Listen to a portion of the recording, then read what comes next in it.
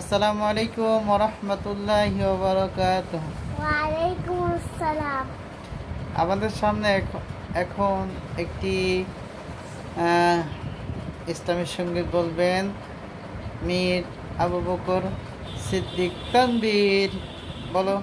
হারিয়ে যাব একদিন আমি, রব নাই ভুবনে চিরদিন। বাঁশবাগানে বা গোরস্থানে হয়তো বিঘি মরে কবর।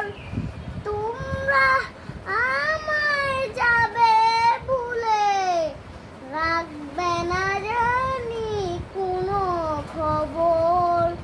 পূর্ব কি মনে আমার কথা, ফেলবে কি উস্র কোনো দিন। হারিয়ে যাব একদিন